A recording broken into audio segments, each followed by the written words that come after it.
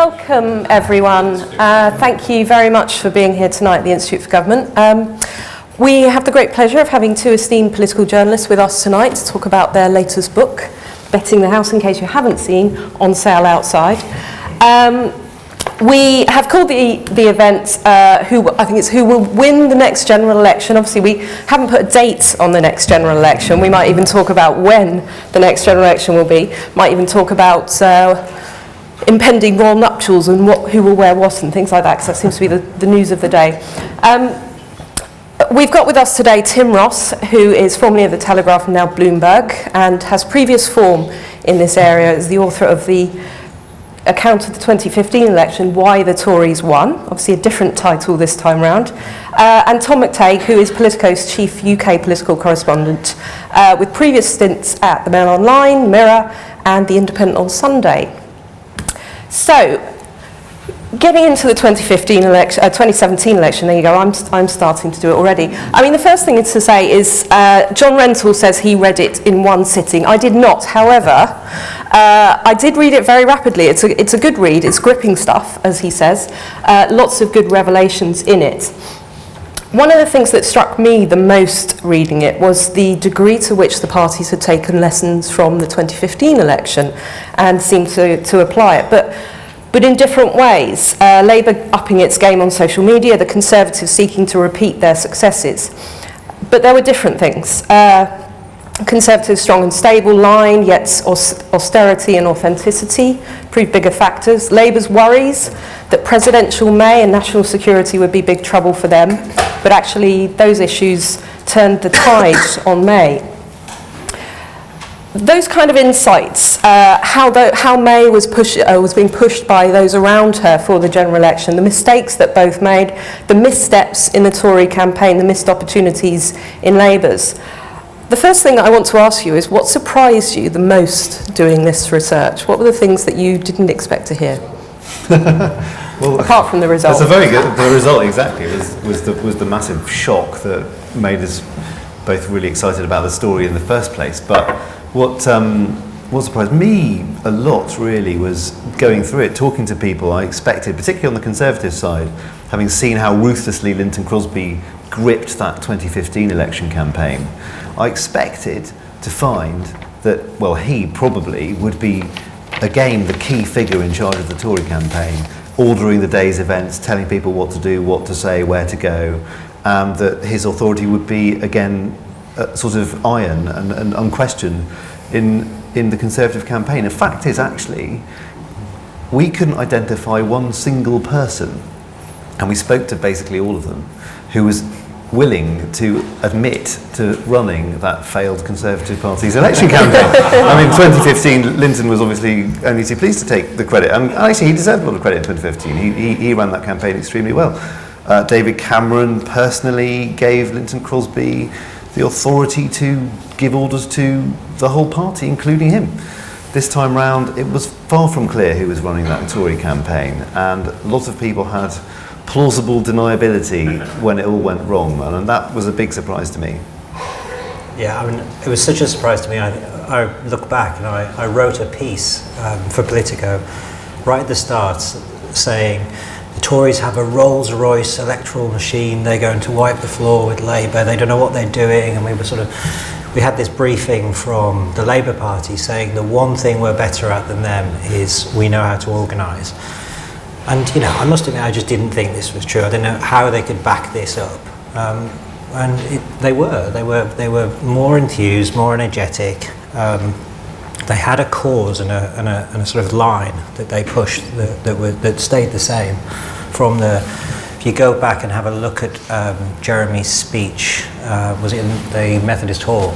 The day or two after the election, he stuck to that line pretty much through the next 6 weeks, whereas the Tories just couldn't settle on what they were offering. Was it strong and stable, or was it radical change? And that sort of schism stayed with them, up until the conference, actually, when Theresa May sort of settled on, we got it wrong by being too presidential. So that definitely surprised me. In a sense, there were, I think, two rival campaigns going on, making the point that one was Lynton Crosby's, and Crosby takes to sort of strong, stable, Theresa May, the reliable candidate who's going to take care of the country at a difficult time. And against that was the sort of the core mission from some of Theresa May's true believers, people like Nick Timothy, her co-chief of staff, and Chris Wilkins, who was director of strategy until a month or two after the election. These guys really thought that May was actually not the kind of continuity candidate, but the candidate for change who could embody the sort of radical, revolutionary cry for reform that they think delivered that Brexit referendum vote in 2016. But you can't run both those campaigns together, and that in the end it was I think the massive structural problem that hit the Tories this time. I remember we had a lunch over there together right early on in the campaign, and I sort of came out of it and thought that the curtain had been lifted, and I sort of understood what was happening, and it was with a source that we won't name, but it was this fury that they'd lost that. They really felt that Mrs. May's advisors had taken her to this point where she was in touching distance of a landslide, and that they believed that was because she was a different type of Tory. She understood people's concerns, and she embodied change. And they said, we just screwed the brand. For 6 weeks, we just screwed it, and we can't get it back. They thought they were still going to win, and they would have to spend 4 or 5 years rebuilding that. But the anger was, is still raw actually about that. Yeah, I mean, at that point, it's kind of important because it seems so long ago now, but it's the thing that Theresa May is getting the biggest blame for, the decision to call it in the first place. I mean, that's the point, betting the house. It was a huge political gamble, or will be seen as being some. But actually, you set out in quite a lot of detail how many people were, amongst the select group, admittedly, were pressing her and were making very good arguments to do that. What do you think was the final thing that turned her? Was it hill walking? A moment of revelation in the Welsh mountains. Or as one person put it to us, she heard a yodel, but changed her mind. I think it was a combination of things. Certainly, Nick Timothy and Fiona Hill and some of the other advisors around her have been pushing her for quite a lot of the early part of the year to think about going early for an election. David Davis was a key figure because he made the point, and this was quite persuasive, I think, to the Prime Minister, that actually the next election was due to come in 2020. Brexit negotiations were due, Brexit was due to happen. The UK is going to leave, we're told, on March the 29th, 2019.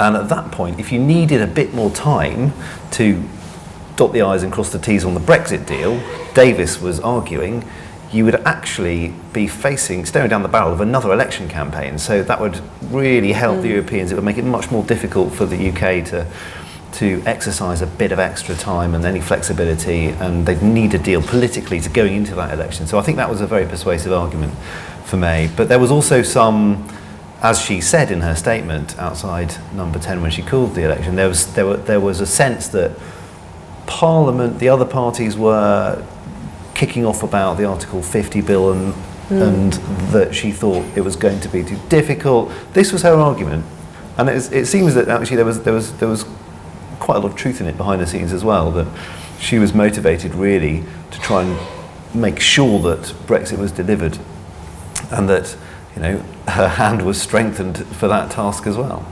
There was a lovely moment when David Davis, one for understatement, had called Linton Crosby down. Yeah. Sort of said, "Listen, Linton, we're pushing for an election. It's me, Philip, and the Prime Minister who really run this country, and we're trying to get her to call an election." And Linton sort of went, "Okay." And he said at that point that support was broad but shallow, and I think that was a pretty astute observation. It's Crosby's argument to Davis. Davis said, what was that? Something like, "We're going to call an election, we're going to win." Yeah. And Crosby said, "Really?" It's the polls look good, but I think this is a really good point because it looks like a safe bet. You're going to bet the house. You want odds like she had at the beginning of that campaign. It looked like there was no way that the Conservatives could lose, actually. They were miles ahead in the polls, 25 points at the beginning of the campaign. And the question really I've got, and this is something for polling experts to get into, and there is some evidence to answer it, but the question I've got really is, how real were those polls? To me, it feels like those polls can't have been particularly reliable because nobody was really expecting to have to make a choice. Whenever you get an election, the polls narrow, when you know that it's coming, the polls narrow towards polling day, as happened this time round, but it's usually a much more gradual process. But because you know that there's going to be an election in a year's time or 6 months' time, the polls tend to narrow. This time round, May had this enormous lead. Everyone had written Corbyn off, but were those polls actually reflecting any genuine opinions in the electorate, or were people not paying attention, actually, to what was going on in politics? And I think this idea that the support that she had was, people were willing to give her a hearing, but it was actually very shallow. I think that's important. I don't believe that people in Number 10 fully appreciated that at the start. They thought it was just basically a pretty safe bet and they were going to win big. Inside the Labour Party, they certainly thought it was real. We were told these extraordinary accounts of the panic in Victoria Street, or when they heard when the election was called and they were looking through the polling, and there were seats that were 10,000 majorities that were due to go, and the guys that we spoke to said very clearly that they felt the polling was real inside the Labour Party right the way up to the May elections, and we sort of forget about the May local elections now. And they were disastrous for the Labour Party. They were unprecedentedly bad for a party in opposition to be doing that badly. They were picking places like, we held on in Swansea, I think it was, as if that was a good thing. And it was a complete disaster. Where I'm from in the northeast, they lost the Tees Valley mayoral vote. It was the first time they'd had that vote, but it was ridiculous that you were to lose there. And then, a month later, only one seat fell to the Tories in that entire band. From Bishop over to Hartlepool. So in that final month, it completely changed. Let's talk a bit more about Labour. I mean, how much of a difference did it make that Theresa May had missed out on a national campaign, whereas Corbyn had then had 2 in 2 years? And a whole life of campaign. Exactly, yeah. His political model is a lifelong campaign, right? He loves it. I think there's a big difference. Yeah, he loves it. She hates it. Yeah. He hates. She doesn't like engaging. With people. There was a moment where she would challenge that. Of course, she says that actually she loves, and I can kind of believe this, getting out on the doorstep and talking to voters on a sort of one-to-one level. I can see that she might like that quite a lot more than, say, being in a room like this, or hosting a party for journalists in Number 10. Oh, she hates that. Which she definitely hates, by the way. But that's true. But Corbyn is not the same. I mean, in terms of actually, she also had more to lose, though. That's the other thing. So she had a lot further to fall, and he had everything to gain. He was the underdog, and I think that role was important. Well, yeah. I mean, he was the underdog, but also the way you set it out, it sounds as if Labour and those close around him were almost gearing up for how this election, what they needed to do to keep in office and to sort of prove their position, and it was almost like, we'll lose the election, but we'll win the next leadership contest yet again. National strategy. That was the focus on the Labour safe seats. That was the focus, the momentum. Your nearest marginal was about sort of teeing up the support to try and make sure that you get you get across the mark to keep Corbyn alive for the next round. Well, we thought that one of the great examples of that was on election night in Jeremy Corbyn's house. He had a select group of people there. I think it was 4 or 5 people. Yeah. So there was Seamus Milne, his strategy director, Carrie Murphy, his chief of staff, his wife, who we'd been out for a meal with in Islington that night. That's how relaxed he was. Yeah. And an old friend from Stop the War.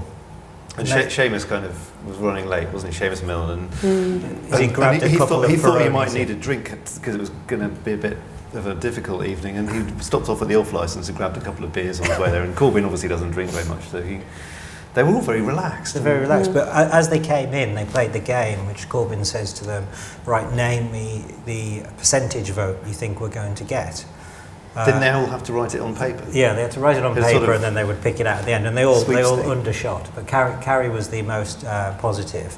But again, we thought, I mean, maybe this is us looking into it too much, but the fact that they were still at that moment going for a percentage of the vote, they weren't talking about seats at that point. This was election night as they were waiting for the exit poll to come through.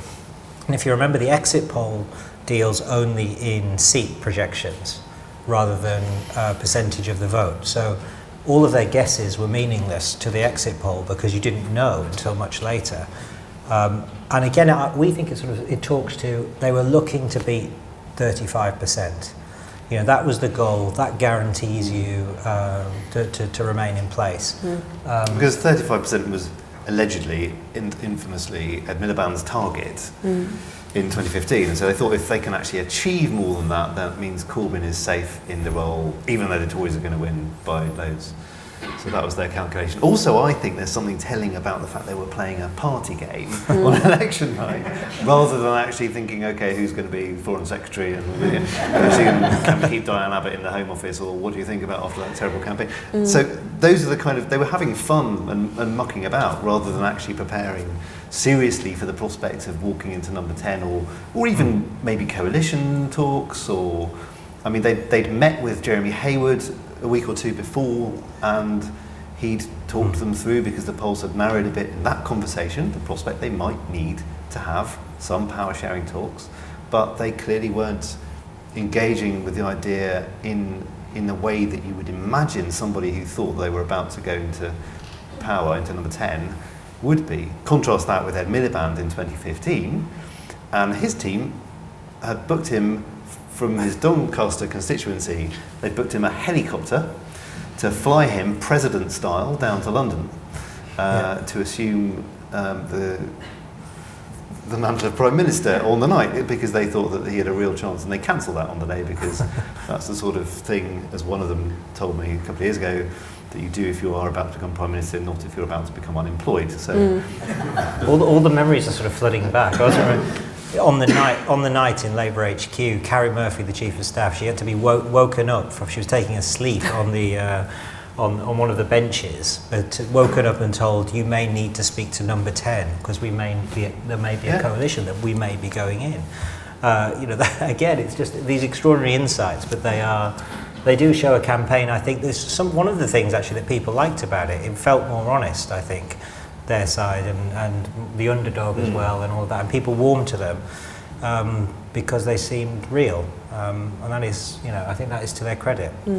Let's turn briefly to the tale of two manifestos, or two manifesto mislaunches, shall we say. One that broke early, and you talk quite a bit in the book about whether or not the Labour manifesto leak was a designed leak, or an accidental, or a mischievous leak, or what. We have the very man in the back of the room here who broke the story, Mr. Jack Blanchard from Politico now, without the Mirror. We might press him later. No, wouldn't possibly. He still won't tell me. I'm now his colleague. All right. Well, what's your best guess?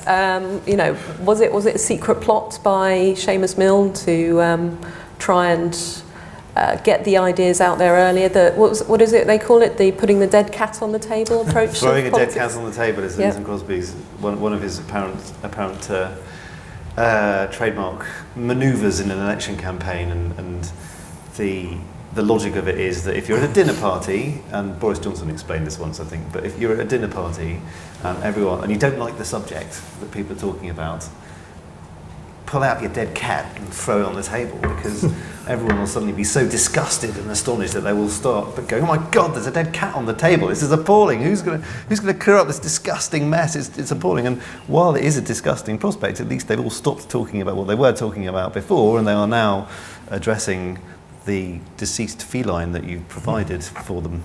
And that's the kind of, the idea is to grab the agenda, basically, by doing something bonkers or outrageous or inflammatory.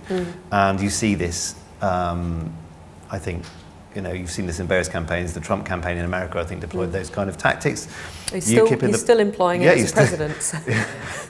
I think Farage in 2015 did similar sorts of things sometimes, and there was a theory, wasn't there, that certainly the Labour leak was designed to do that, and whatever the sort of motive behind it was, that was the outcome. It completely stopped dead the Conservative campaign, and people was talking suddenly not about Corbyn as being this dangerous IRA sympathiser, terrorist sympathiser who could ruin the economy and put national security at risk, which was the kind of Tory narrative, obviously, but about Labour policies.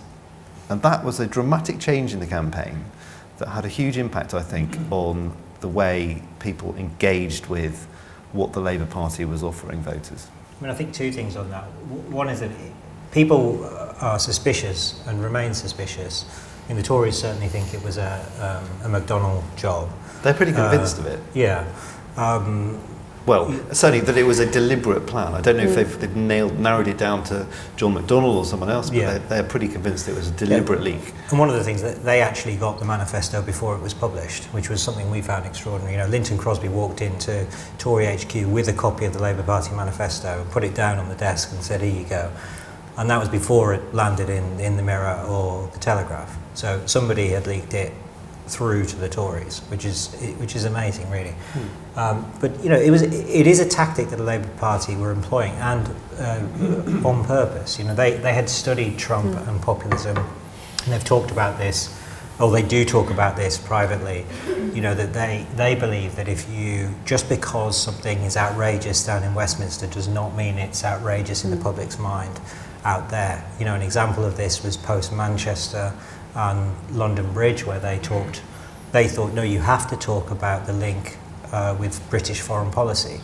And they point to polls which say overwhelmingly this is a common sense position out there, or this is what people think, that there is a link. So while it's outrageous, you build on the controversy, and that sustains the story even further, and you have a wedge then between yourself and the government. You're on the side of the majority opinion, and you've done that through the opprobrium of the other side, and the more they ratchet it up, the better for you. So it is a tactic that they use. I'm still sceptical that the Labour Party had that much foresight and knowledge that this was going to work like that. You know, the headlines the next day were awful for them, and all the stories were about splits. And that's the other point, that really one of the things that struck us months later, the suspicion within the Labour Party, between the different tribes in the Labour Party, still exists. You know, the Corbyn side blame Tom Watson to this day. Tom Watson threatens to sue anybody who says it was him and blames that side. You know, well, he doesn't, but you know, that side of the party point to John McDonnell. So there is this enormous suspicion that remains. And you suggested that it was also a sort of thing that perhaps they would later be able to use as the reasons why we lost the elections. They were already at that stage thinking about what would be their blame game post-election. What about the Conservatives? Again, you go over in quite a bit of detail the process of drafting the manifesto. How small a group had access to it. I think only 2 people were able to edit the Google doc in question. And a couple of people have editing rights to this Google doc, yeah. Yeah, I mean, again, it goes to the heart of the problems you've described, of the different view between Lynton Crosby, who wanted it to be high sort of political aspiration, you know, short on detail. And indeed the cabinet, I believe, before the election was even called, that was what they felt it was going to be. And then Nick Timothy and others wanting to put forward Theresa May's sort of manifesto for change. You know, this was to define her premiership, effectively. Was it a misstep putting in that kind of detail, or was it just a failure of thinking up what your political lines were going to be around social care? I think the social care issue was clearly a major problem. I mean, absolutely, it was described as the brick wall that the Tory campaign hit, and after that, literally everything changed for them. And I think you can see the evidence for that in the polling, really. But the big problem was obviously before the manifesto was published, and to me it seems quite obvious that the Conservative campaign professionals, if you like, Linton Crosby, Mark Textor, Jim Messina, the people, Stephen Gilbert, the people who were actually supposedly running the campaign operation, didn't really know or understand the candidate particularly well, or what the May team, if you like, really wanted to achieve in government and what they were going to be trying to sell. That conversation should have been the first thing they talked about, but I don't think it particularly was. And so when we were talking to people on the consultant sort of side and people around them, it became very clear that they didn't have the understanding of the kind of detail that was going, that the May manifesto, that the Nick Timothy, Ben Gummer manifesto was going to go into on things like social care, on winter fuel payments and those sorts of really controversial issues, school meals. On the other side, the chiefs of staff and people around them, Nick Timothy tells us that actually all of these really controversial policies like social care were tested in Mark Textor's focus groups. And there's a memo that we reproduce in the book in which some of these ideas, it's an email it's an email chain between Textor and Timothy, and it shows that yes, they did identify some of the controversial subjects and they ran them through some of the focus groups, but the key details weren't really there. And the subject of how much detail to go into on that social care, the dementia tax as it became known, was a subject of fierce argument inside even Theresa May's close team. Fiona Hill, the other chief of staff, who gets overlooked sometimes on the policy side unfairly because she was influential on that as well as on communications, but she was clear. Her strong instinct for what might make a news story or what might be difficult meant that she was pretty clear all the way through that this was a very dangerous subject to get into. And suddenly to spring that kind of policy on the public in the middle of an election campaign was a real worry for her. But in the end, in a meeting inside Number 10, hours before the manifesto went to print, Nick Timothy, Fiona Hill, Jojo Penn, the Deputy Chief of Staff, and Theresa May all sat around and took the decision. Ultimately, it was Theresa May who said, I want to go with this policy. Let's keep it. And there were good reasons for that as well, or defensible reasons for that. They argued that they knew what they wanted to do, and it would be against what they were trying to achieve. A new style of politics, more open, more honest. If they were to know what they wanted and to hide it from the public and then land it a few months after. So that's an honourable, if not completely naive thing to think, and that's what the advice was essentially from Fiona and Linton and the rest. I mean, I think it comes down to a tactical and strategic question, which is at the centre of this. Why did they fail? There's all sorts of things they could have done tactically better, but they just didn't. On this, they could have, watered it down or kept the details from the public, and that would have helped. But they still had this schism in their campaign. What were they trying to do? Were they trying to be radical, which was Nick Timothy's view, and to a certain extent Theresa May's? They wanted something different, and they wanted to put this in the manifesto, and a campaign that was not run on that basis.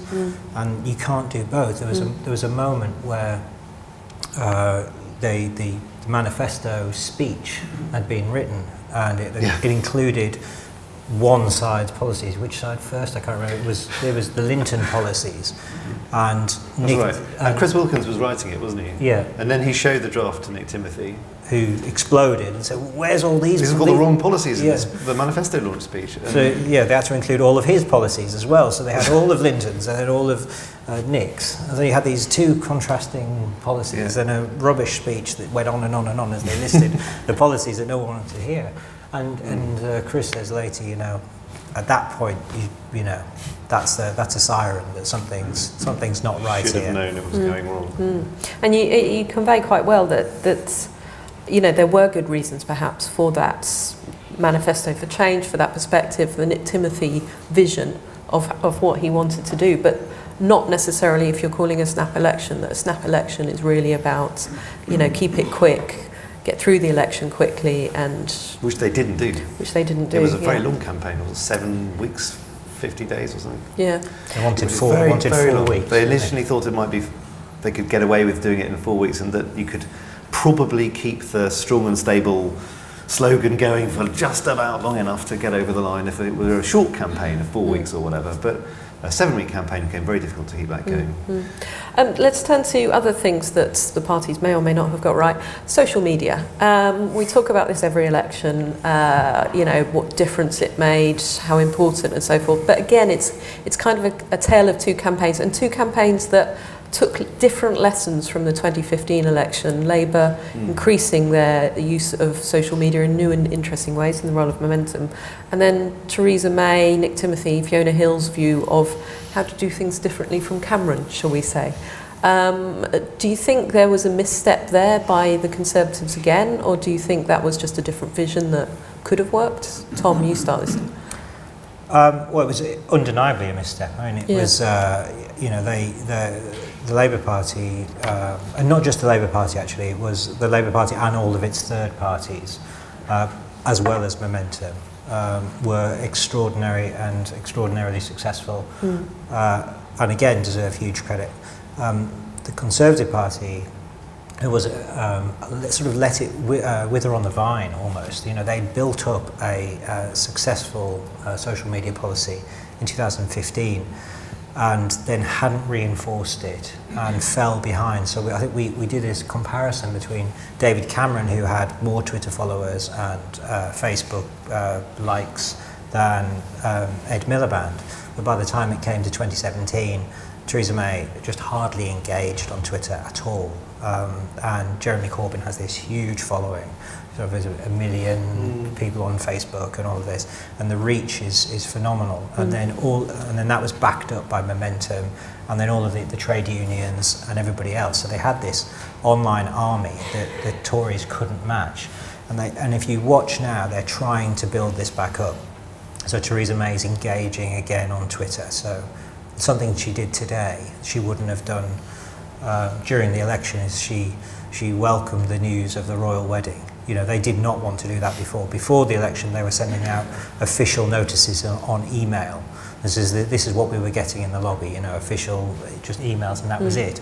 Or there was a row during the Manchester attack, where behind the scenes they were demanding that she put something out on social media. So this was an argument between the campaign team inside Conservative Central Office, CCHQ, were adamant that the Prime Minister had to tweet her reaction to the Manchester attack. There'd been nothing, total silence from Number 10, almost total silence. There was a bland statement, I think, from the spokesman, but there was nothing from the Prime Minister on the appalling attack in Manchester Arena. And Corbyn had been out, he tweeted a statement, and there was maybe even a video at some point as well. But there was this argument between the Chief of Staff and May's team inside Number 10 and the campaign digital guys and professionals in the election war room who were completely convinced that she had to say something, and they were resisting it. And from the campaign office point of view, they felt, and this is debated and rejected by people like Nick Timothy, but they felt that one reason why May didn't want to engage and wasn't engaging was because she didn't want to do what Cameron would have done.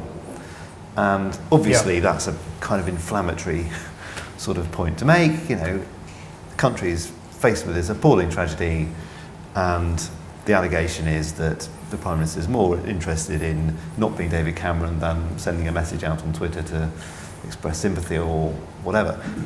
Or to reassure people. Or to reassure people there is a and say positive. that there's the government's getting into it. And that's something that Nick Timothy and others around him, they don't say that's right, they disagree with that. They say that basically May's approach to social media dates back to her time in the Home Office when she didn't really get into it that much either. But I think there's another point about social media, which is that in 2015 the Tories won partly, not entirely, but partly because the way they used social media was actually incredibly smart.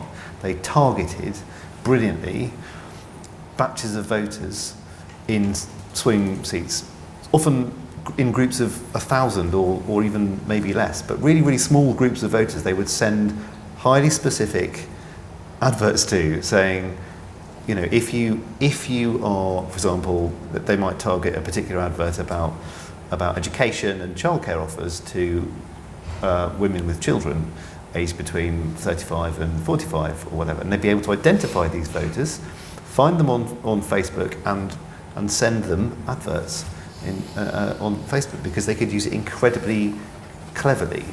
But by 2017, that really lost its potency, I think. Yeah, because they actually built on that, and they had more sophisticated models, and they still think that they outpunched Labour on paid for social media. In terms of the budget, yeah. Yeah, but in terms of everything else, Labour just flooded it with momentum and all these other things, and so they just destroyed the Tories in that respect, who were just relying on money and sophistication.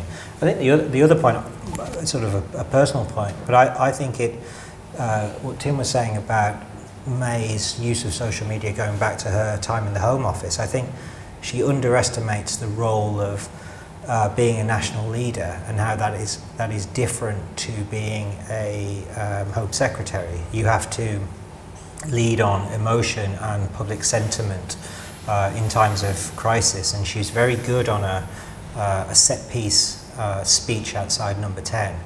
But I think there is an acknowledgement of this, that she has to engage and lead earlier in the process, rather than just retreat into a totally understandable idea of just working. So after Manchester, she came back and chaired the Cobra committee meeting in Number 10. That was her priority, which again is completely laudable. But what she did, she missed the Manchester vigil to the victims that night. She left about 15 minutes before, we think, the vigil took place in Manchester Square. Amber Rudd went in her place. Jeremy Corbyn was there, and the other leaders. And actually that turned, the reception, we are told, in Manchester was very pro-Corbyn that night. She said there wouldn't have been a problem if she'd have been there, the MPs who spoke to her said. But by not being there, it didn't feel right. And in effect, she got it the wrong way around. You can have Amber Rudd chairing Cobra and feeding back in, but as a national leader, you have to be there. And she did that. She did that a number of times. Again, at the London Bridge, she didn't go to a wreath-laying ceremony. That was Amber Rudd went in her place again. So I think those missteps are crucial in framing how the public sees her leadership. I want to just turn very briefly, because I want to get on to questions from the audience, but very briefly then, we should look ahead. If a lot of the lessons from this campaign were things that they took from 2015 wrongly or took and used well, what are the biggest dangers of lessons they might take from 2017 that are just very much about 2017 and not true of other elections? What's the mistake they're going to make next time round? Well, I mean, one thing I think is extraordinary to note: the Labour Party lost the election, and the Tory Party, almost won. But the Tory Party have launched an inquest and are already changing, and are thinking what they did wrong. Was it too presidential, or were they too stupid tactically with their manifesto and all of these other? Do they need to get a new leader? And they're asking all the big questions. Whether they'll come up with the right solutions is another thing entirely. But the Labour Party are not asking those questions. Why they lost? Their idea, and it may well be true, is that they need to build on all of the things that worked. So all of the things that defied convention.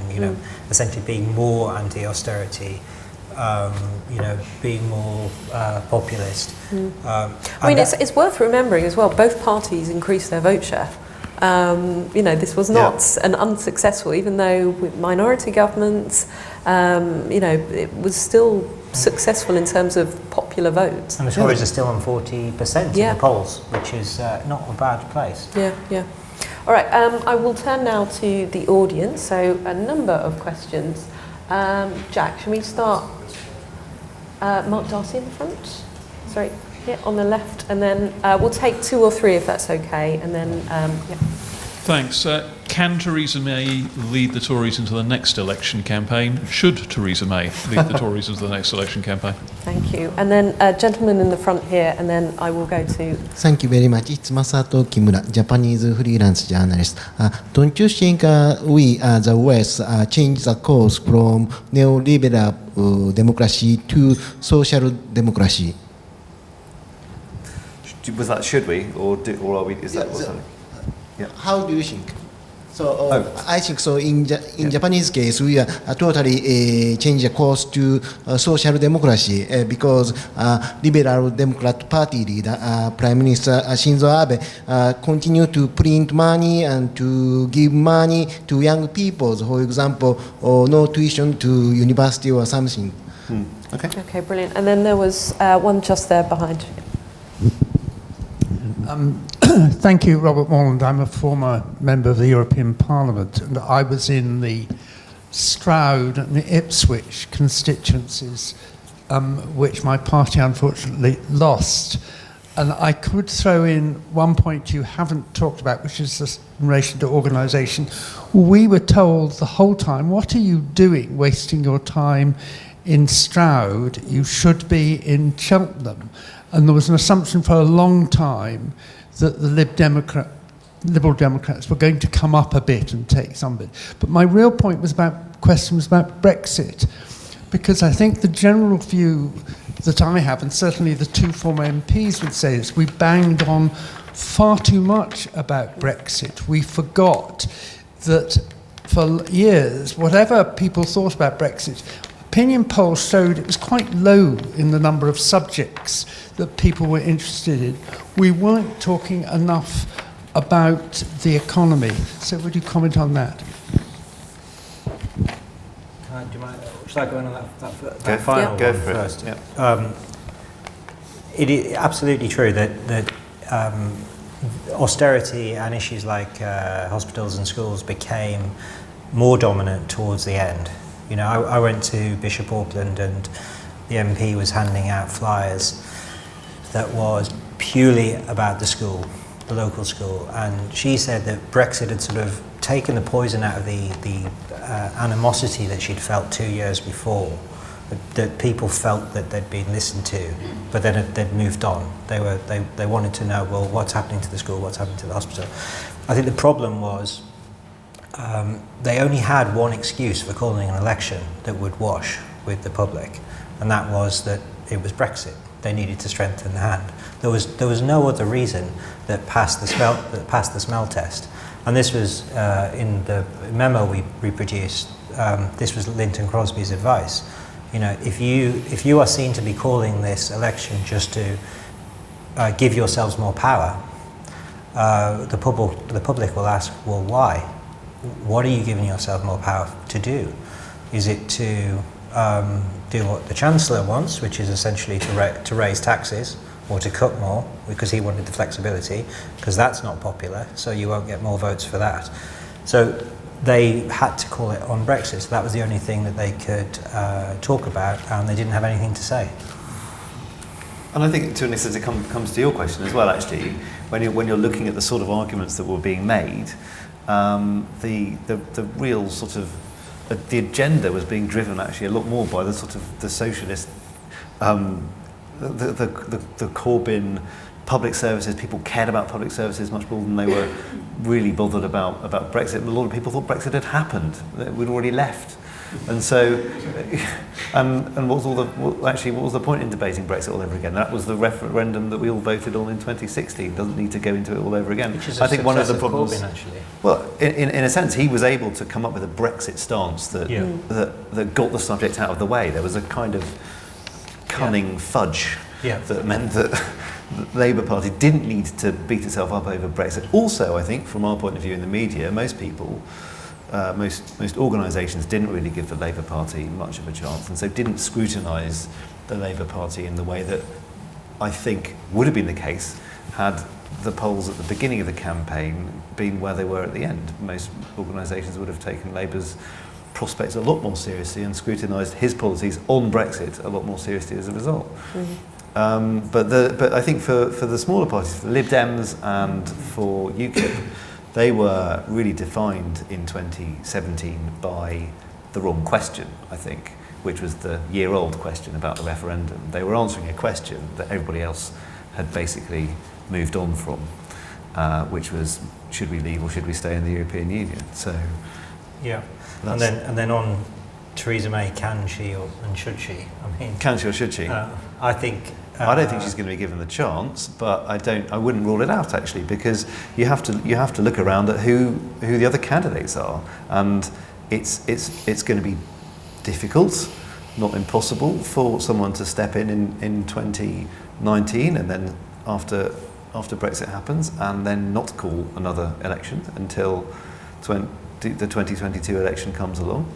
I suppose that could happen, but it's it depends who it is. Who are the candidates? I think the big question that really needs answering is who else if it's not Theresa May.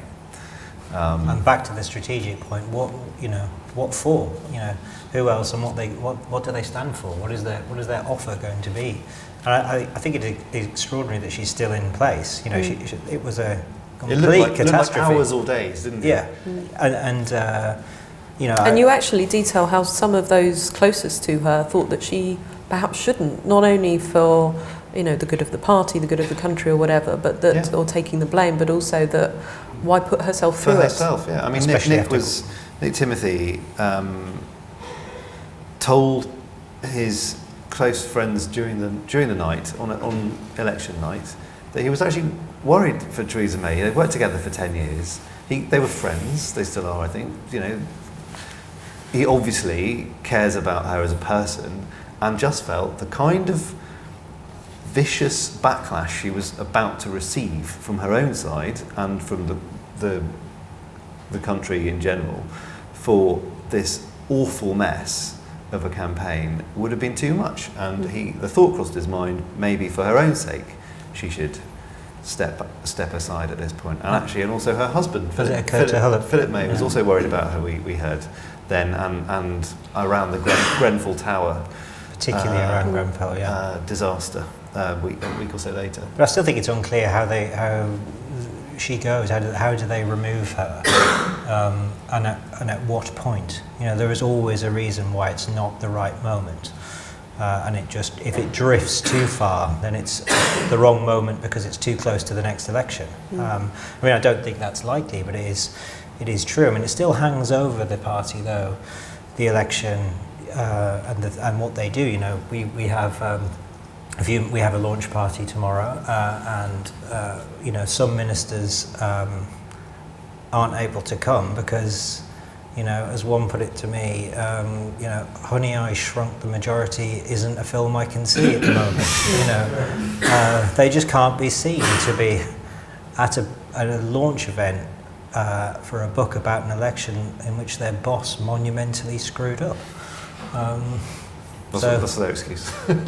Yeah. It's a good excuse. Well, everyone here is able to be at that event, so let's go to more of you to get a few more questions. Who wants to ask somebody? Yes, gentleman there. Thank you. Sorry, could you say who you are? Yes, of course. Lewis Baston, writer on elections and stuff. Usually you can run a pretty dire campaign and not suffer for it in the eventual result. 1987 being the classic example of this. Also 92 wasn't that great for the Conservative campaign despite all the retrospective wisdom. What was different about this time? Had the electorate sort of changed this rule that we have in mind that campaigns don't matter, and if a campaign matters, all it does is revert to the situation 3 months before the election? I can't think of any other election like it. I mean, February 1974, perhaps a little bit. So what changed? Why did the rules change this time? And yes, so I saw a couple at the back. Gentleman in the blue shirt. Yeah, my question was... Sorry, and could you say your name, please? Yeah, sorry, Thank it's you. Barney Gibb. I work for the Civil Service. So my question was really about how what I kind of think is the pivotal moment of the kind of whole Tory campaign was where Theresa May didn't agree to go on the leader debates. And I was kind of wondering, was that kind of, one of the biggest causes? Because they had this whole strong and stable line, but she wasn't seemed to be strong and stable because she wasn't going on this TV debate. Yeah. So yeah, that's my question. Okay, and was there another one there? Thank you. Ashley Shapton, I work for the British Chambers of Commerce. Wanted to ask about the area of the country where the Conservatives did do well, which was Scotland, and whether you think that was just the leader of the Scottish Conservatives, Ruth Davidson, her particular charisma, or was it just the failings or mistakes by the SNP and the whole constitutional debate and framework that still was the narrative to that particular election? I think there's a great question. I might just start with the first one and then maybe you can finish with the second one, or the last one rather. But we can have a go at the second one in between us. But just to Lewis, the campaign I think was unlike a lot of campaigns, let's say, because it was completely unexpected. She had done an incredibly good job of denying, as had her official spokesman, by the way, that there was going to be an election.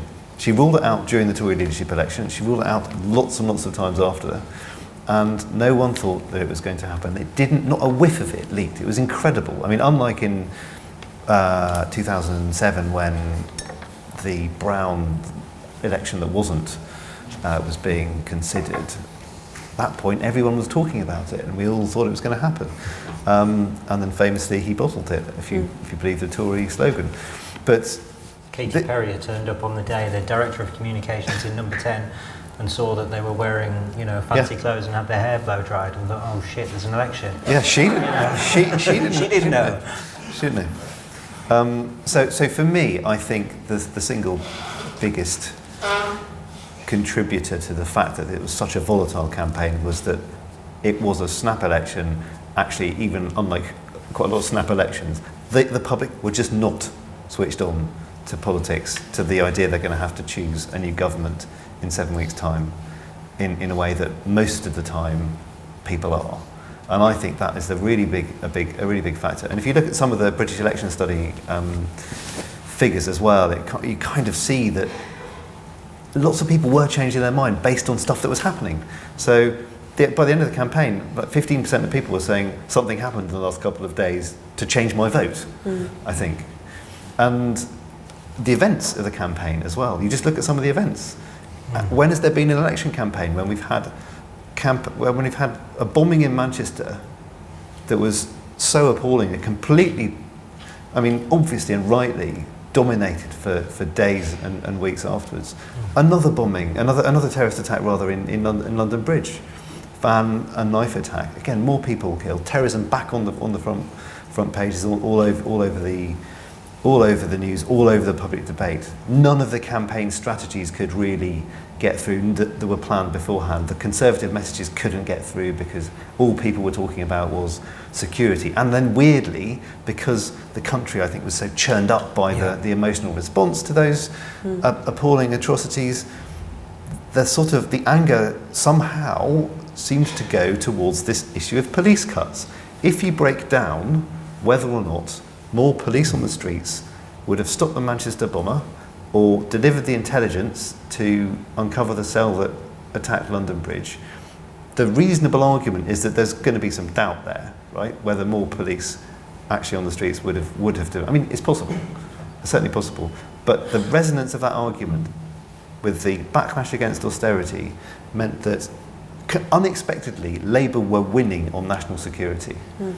In those final closing weeks of the campaign. The Tories couldn't do anything to to counter that, no matter how hard they tried. I think it was very volatile because of the events and because of the snap nature of the campaign. We describe it as, the electorate was doused with a bucket of cold water and then repeatedly slapped through the election with events. And there was a moment with the manifesto where the Tories had this nightmare, and it was turning against them, and then she'd U-turned in Wrexham. So this was the sort of nadir of the Tory party campaign, and then it was frozen at that moment when Manchester happened, and then it did, and then that lasted for a week or so, and then you had, I forget the timings exactly, but then you had the London Bridge attack, and that was just as the headlines, where you go through the first edition of the headlines on the Sunday newspapers, had just been sent to print, and they were back onto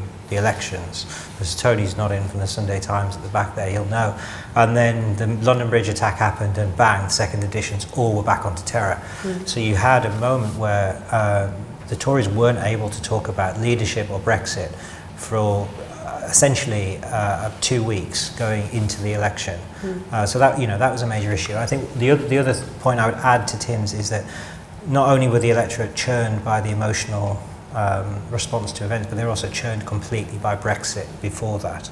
So you had the UKIP disappear as a party essentially, and most of those votes went to the Conservatives, but that sparked a reaction in that people then felt if you were not conservative or right-wing economically, you felt then you could only go to the Labour Party. You couldn't waste your vote on the Lib Dems or the Greens or anything else.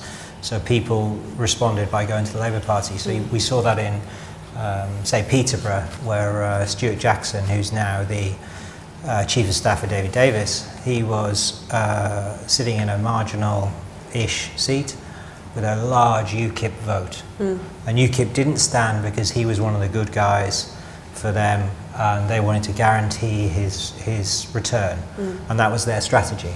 And it didn't work. Before we get to Scotland, let's go to this point about the leadership debates then. Given, yes, in retrospect, obviously these other opportunities where Theresa May needed to be a leader for the country, forgetting the election campaign, the terrorist atrocities and so forth. But those earlier points where she had that opportunity to be seen as the leader, but the team again chose not to do that because of, it wasn't their style, wasn't the manner that they wanted to use.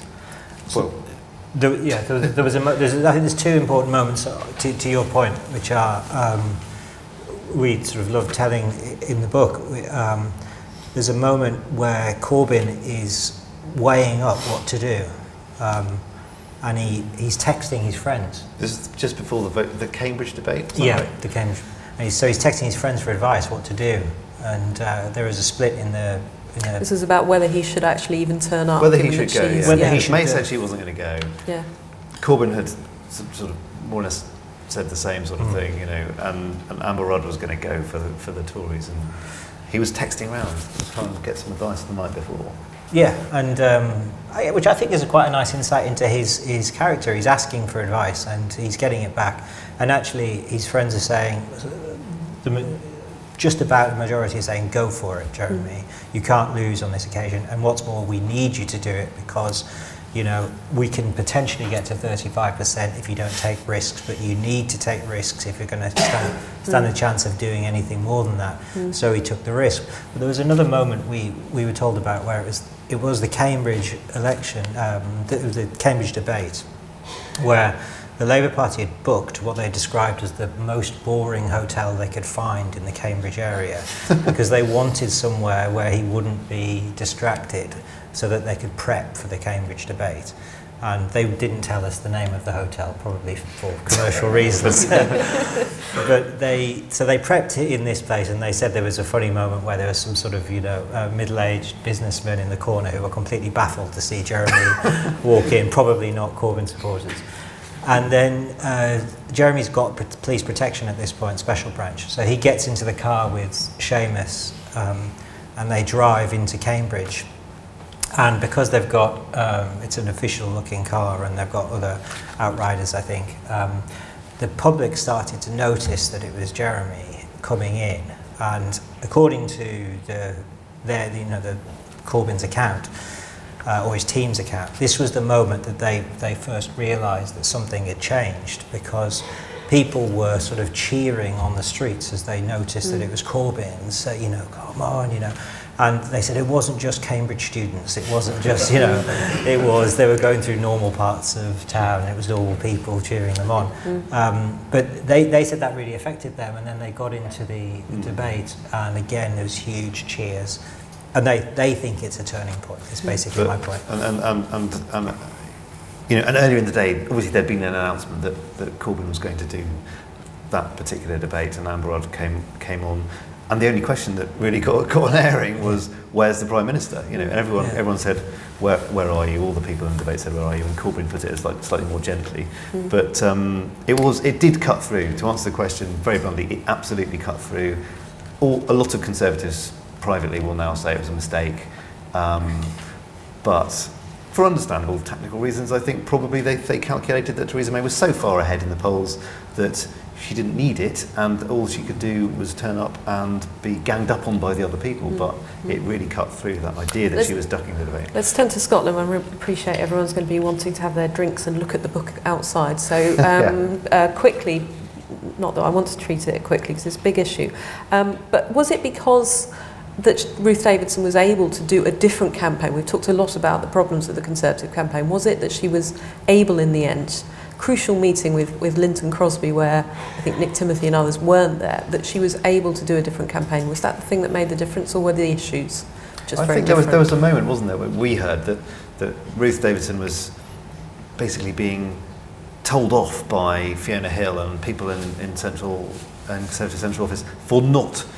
repeating the party line about the country being better off with strong and stable Theresa May. Well, it was a completely different election in Scotland, and Ruth Davidson was summoned down to London to account for her actions. Fiona Hill didn't turn up to the meeting, various other people weren't there, Linton Crosby was there, and they ran through the figures for the polling in Scotland and the kind of messages, the things people cared about in Scotland, which were, will there be another independence referendum? That was a massive issue, dominated the debate up there. And then Crosby and Mark Textor, who I think were both in the meeting, said, "Carry on. You know what you're doing." And there's a nice sentence in the book which was written by Tim, annoyingly, but he said he said that Ruth was in many ways the leader that Theresa and her team wanted to be. She was able to embrace being both a conservative and a radical at the same time, and she connected with people in a way that Theresa did at the start, and then just slowly lost. She could be the kind of resistance, couldn't she, to the SNP's drive for independence at the same time as being the Conservative leader, I suppose. And had that clear cause, actually, again, so it comes back to that issue that the Tories had, is that they didn't have a clear cause. It was Brexit, but they wouldn't fill in the gaps. What did Brexit mean? Was it about radical change, or was it about conservatism and strong and stable? And that is the question that they need to figure out for the next election. Okay, it's a shame to call it to an end, but we do have drinks and more to chat about 2017 election, I'm sure. Very quickly, we asked the question, so we've got to ask the Not question. that question. Who's going to win, or when will the next election be?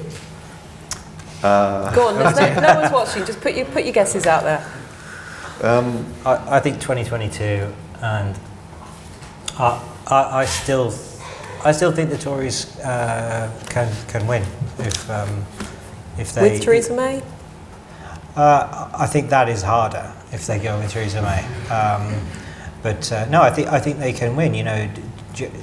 Jeremy has gone from being completely ridiculous to unbeatable, and I think the truth is probably somewhere in the middle.